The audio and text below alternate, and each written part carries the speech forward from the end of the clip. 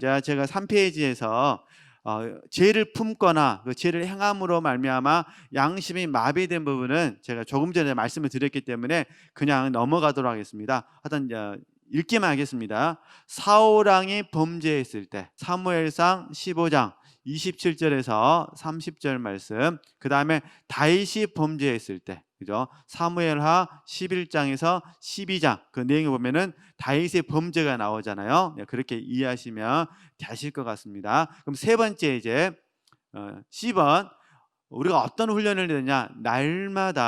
날마다 하나님을 의식하는 훈련을 하셔야 돼요. 세 번째 이제 날마다 하나님을 의식하는 훈련 또는 인식이라 그러거든요. 이 부분은 로렌스 형제님이 하나님의 임재 연습이라는 책에서 우리에게 들려주는 부분이에요. 저희들이 하나님을 의식하고 인식하는 거예요. 이 훈련을 저희들이 좀 열심히 한번 해 주셨으면 좋겠습니다. 그죠? 그러니까 우리가 어제 공부했을 때도 하나님께 묻는 훈련을 하셨나 배우셨잖아. 이것도 사실은 내가 하나님의 종이라는 인식이 있어야 돼요. 종이라는 인식이 있어야 묻게 되는 거예요. 그렇죠? 무슨 일을 할 때 하나님께서 기뻐하시는 일을 하고 싶은 소원이 인식되어져야 하나님께 물을 수가 있어요. 성령의 지도와 인도도 마찬가지입니다. 내가 성령의 지도와 인도를 받고 싶은 인식이 있어야 성령께 묻고 성령의 인도함을 구할 수가 있는 부분입니다. 근데 우리가 의식이나 인식이 없으면 어떻게 될까요? 그러면 쉽게 말해서 내가 하고 싶은 대로 삶을 살게 되는 겁니다. 이게 지금부터 우리 지체들께서 이제 어떤 훈련을 해보시자고요. 하나님을 의식하는 훈련, 하나님을 인식하는 훈련을 꼭 해보셨으면 좋겠습니다. 그래서 무슨 일을 할 때마다 이건 제가 하는 방법인데 하나님 앞에서, 하나님 앞에서, 물론 하나님께서 우리에게 선물로 주실 때도 있고 때로는 허용해 주실 때도 있으셔요. 너무 경직되게 훈련하시면 또 안 됩니다. 그래서 하나님께서 건강을 위해서 밥 한 그릇만 먹으라 이렇게 말씀하시지 않는다 그 말이에요. 한 그릇 먹을 수도 있고 한 그릇 밥 먹을 수도 있고 두 그릇 먹을 수도 있고, 물론 다 심고 거두잖아요. 과식하게 되면 보대끼잖아요. 그러지만 그렇게까지 너무 예민하게 하실 필요는 없으시고, 그죠? 단지 제가 들으신 부분은 저와 여러분이 항상 하나님 앞에서 하는 거예요. 그죠? 운전할 때도 누구랑 함께 가시는 거예요? 하나님과 함께. 예를 들어서 이런 식으로 하나님과 함께 이렇게 한번 훈련해 보셨으면 좋겠다 그런 부분이에요. 하나님 앞에서 삽니다. 하나님과 함께 삽니다. 혹시 혼자 집에서 커피를 드신다 하시더라도 누구와 함께 드시는 거예요? 하나님과 함께 드시는 거예요. 이런 훈련들을 해 주셨으면 좋겠다. 물론 저는 이제 영성사를 공부하면서 홀로 있기 훈련이라고 이렇게 표현하긴 하는데, 홀로 있기 훈련, 이건 어떤 의미냐면 하나님과 함께 있는 훈련이에요. 하나님. 이 훈련 방법은 여러 가지가 있습니다. 기도할 때도 이렇게 적용할 수도 있습니다.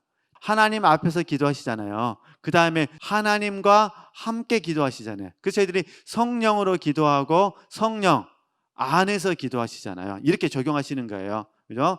그 다음에 책을 보는 것도 마찬가지예요. 책을 보는 것도 하나님 앞에서 하나님과 함께. 이게 책을 읽다 보면은 하나님께서 우리에게 들려주고 싶어 하시는 말씀을 내가 듣는 거예요. 그게 감동이잖아요. 그죠? 하나님 없이 나 혼자만 책 읽는 것이 아니라 책을 누구와 함께 읽는 거예요? 하나님과 함께. 하나님과 함께 뭐 성경책을 읽으시든 경건서적을 읽으시든 일반 서적을 읽으시든, 그러면 이게 이제 좀 더 적용하면 드라마도 누구와 함께 보시면 돼요? 할렐루야. 하나님과 함께. 이렇게 인식을 하시는 거예요. 그죠? 하나님 앞에서 하나님과 함께. 운동하실 때도 마찬가지입니다. 운동하실 때도 나 혼자 운동한다 하더라도 나는 하나님 앞에서 운동합니다. 누구와 함께? 하나님과 함께 운동합니다라고 이렇게 인식하는 훈련을 꼭 해주셨으면 좋겠어요. 이 훈련들이 모아지다 보면 하나님이 우리에게 실제적으로 임재하게 되어 있습니다. 영교의 기능이 있기 때문에 영교를 통해서 임재하게 돼 있어요. 사실 제가 이렇게 단편적 공부하지만은 또 추후에 직관을 공부하든 영교를 공부하든 원리는 다 똑같아요. 어떻게 영교, 양심, 직관을 무자릇이 나눌 수가 있겠어요? 공부할 때는 따로따로 공부하는 거지만 하나님을 체험할 때는 세 가지가 함께 가는 거죠. 양심을 통해서 영교가 이루어지는 것이고 양심을 통해서 직관이 이루어지는 거. 제 의미를 맞죠? 단지 양심이 마비되어지면은 영교가 안 되고 그다음에요. 직관이 안 되는 거예요. 그렇죠? 이게 대표적인 게 제가 조금 전 설명 안 하려고 넘어갔던 부분인데 다윗이 범죄했을 때 다윗은 범죄했어도 하나님 앞에 제사는 드렸다니까요. 다윗은 범죄에서도 구약 말씀을 읽었을 거예요. 모세오경을 읽었을 거라는 거예요. 본인이 읽지 않더라도 다른 사람들이 그에게 들려줬을 거라는 거예요. 그건 이스라엘 백성들의 훈련 방법이니까 안식일을 지켜야 되니까. 근데 문제는 뭐냐?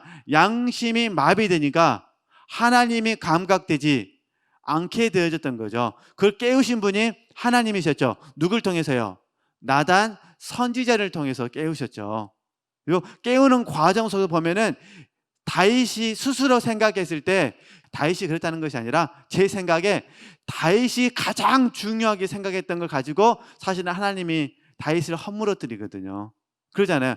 다윗은 왕으로서 공의를 소중하게 생각하는 사람이잖아요. 정직을 소중하게 생각하는 사람이잖아요. 그런데 지금 에하를 들잖아요. 에하를 들어보니까 그 주인은 정직한 사람도 아니고 완전 나쁜 사람이고 불법을 행하는 사람이에요. 그러잖아요. 좀 표현이 이상하지만 이제 나발과 같은 사람이잖아요. 그러니까 다윗이 뭐라 합니까? 누구냐고 그냥 말만 하라고. 이거 나단 선자가 뭐라 합니까? 당신입니다.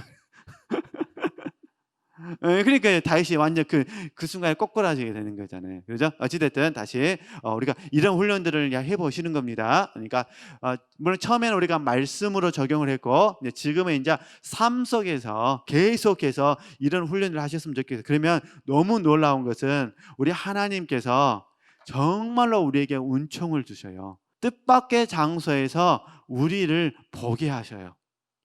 정말 내가 생각하지 못했던 방식으로 나 자신을 알게 하신다는 게 그 주제가 이제 D번이에요. D번. 환경을 통해서 하나님의 음성을 듣게 된다는 거예요. 환경 속에서 우리의 양심이 반응을 하는 거예요. 환경을 통해서. 이건 정말로 뜻밖의 사건이죠. 내가 전혀 생각해 보지 못했던 사건이라는 거예요. 그렇죠? 우리 지체들께서 혼자 길을 걸어가시다가 어떤 꽃을 통해서 양심이 반응할 수가 있어요. 어떤 물건을 통해서 양심이 반응할 수가 있어요. 어떤 사건을 통해서 내 양심이 반응할 수 있다, 그런 부분입니다. 그러니까 어떤 형태든 저와 여러분이 하나님의 은총 안에서 환경 속에서 우리의 양심이 반응해서 하나님의 뜻을 바르게 깨달을 수 있었으면 좋겠다. 그러면 이제 예를 들어보도록 하겠습니다. 읽은 다음에 예를 들어드릴게요. 네, 보면은 D번, 우리의 영혼의 기능, 특히 양심은 환경을 통하여 하나님의 음성을 듣게 됩니다. 그래서 반드시 죄를 처리받아야 되고, 또 하나는 우리의 자아가 처리되어져야 됩니다. 그리고 우리가 하나님 앞에서 사는 거니까 절대로 우리가 하나님 앞에서 외식해서는 안 됩니다. 하나님 앞에서는 벌거벗은 모습 그대로 우리가 하나님께 정직하게 고백해 드려야 됩니다. 그리고 하나님의 말씀에 대해서 뭐 하셔야 돼요? 민감하셔야 됩니다. 그래서 이 부분을 좀 말씀을 드리려고 그래요. 우리 잘 하시는 이야기니까 베드로의 눈물하고 그 다음에 야곱의 고백하고 이 부분을 대해서 좀 말씀을 드리려고 합니다. 그러니까 일단 양심이 어떻게 베드로에게 역사했는지, 그 다음에 야곱에게 어떻게 역사했는지 그 부분을 한번 제가 말씀을 드려보도록 하겠습니다. 잘 아시는 것처럼 베드로가 예수님을 3번 부인했잖아요. 그죠? 3번 부인하고 그 다음에 예수님께서 베드로를 쳐다보십니다. 베드로가 예수님하고 눈이 지금 마주치게 된 거예요. 그리고 나서 잘 아시는 것처럼 닭이 웁니다. 닭의 울음소리를 듣고 나서 여기에 이제 말씀이 생각납니다. 말씀이 생각나서 이제 베드로가 대성 통곡하게 됩니다.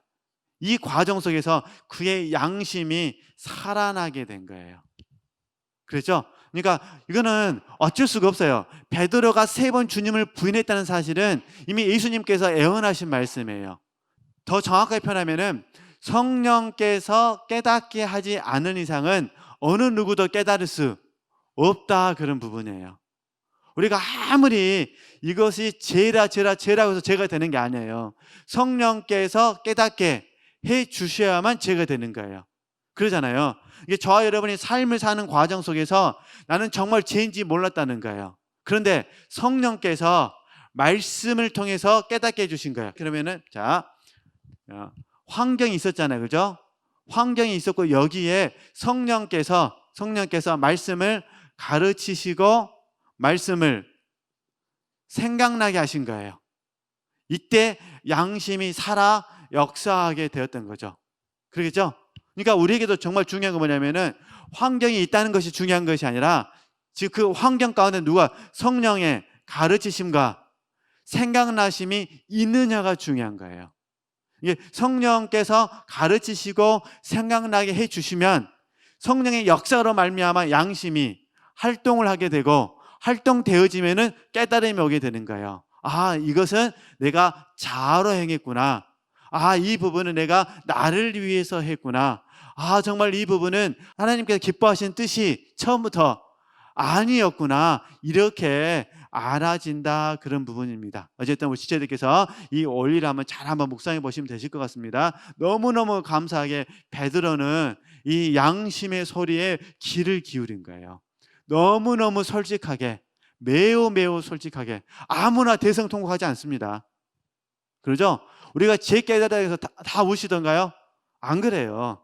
어떤 경우에는 눈물이 나올 때가 있고 어떤 경우는 눈물이 나오지 않을 때가 있잖아요. 그죠? 어쨌든 그렇게 하시고, 자, 그러면 야곱 같은 경우는 어떤 경우냐면은 야곱의 이제 디나가 안 좋은 일을 당하게 나서 이제 그 세겜 족속과의 관계 잘 아시잖아요. 그 내용이에요. 그럼 어찌됐든 야곱의 입장에서는 야곱의 아들들이 세겜 족속을 다 진멸해 버립니다.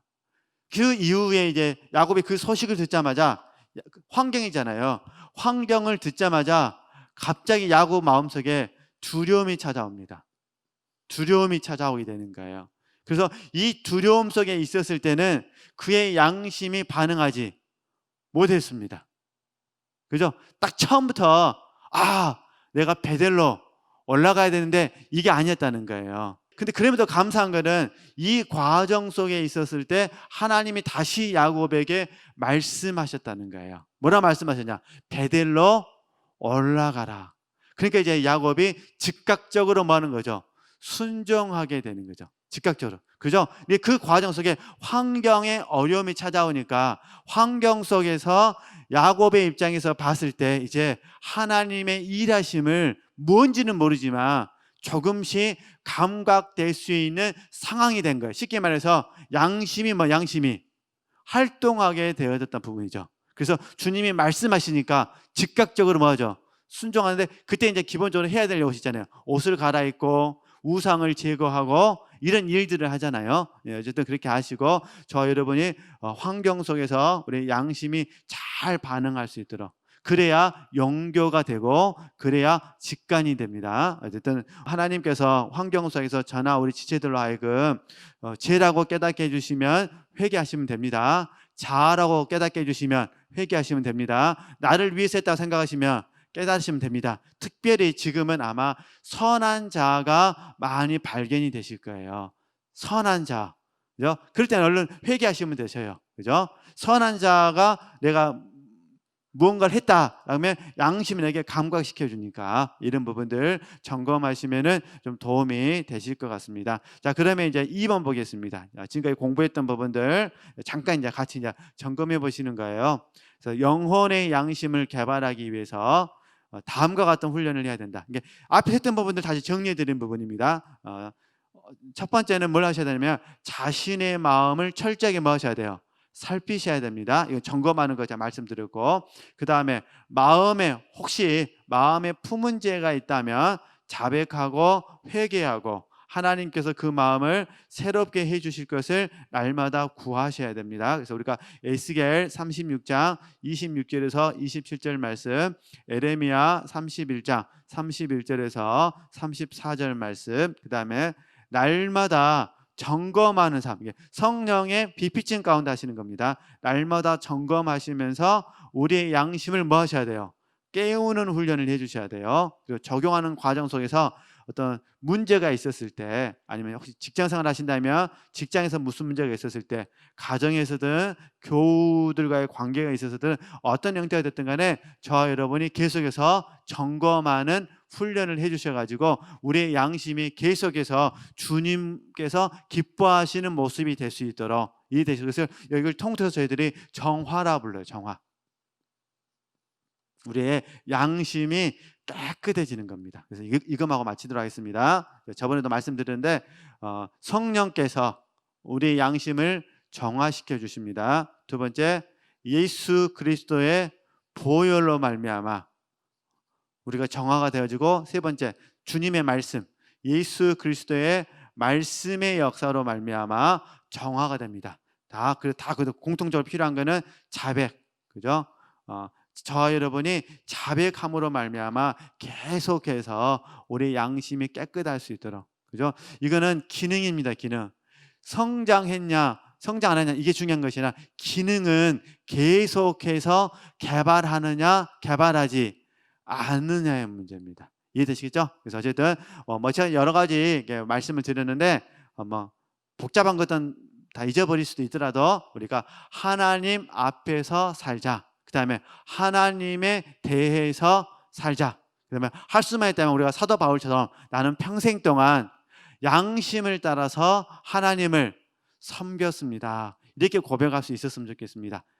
이것도 어려우시면 내가 오늘부터 시작해서 남은 생애 동안은 내가 양심을 따라서 하나님을 섬기겠습니다 라고 고백하시면서 하나님 보시기에 기뻐하시는 자가 되기 위해서 다윗처럼 하나님 마음에 합한 자가 되기 위해서 더욱더 저희들이 이 길을 잘 갈 수 있으셨으면 좋겠다 결론적으로 말씀드리고 오늘 특강 여기까지 하도록 하겠습니다. 하나님께 영광 돌리겠습니다.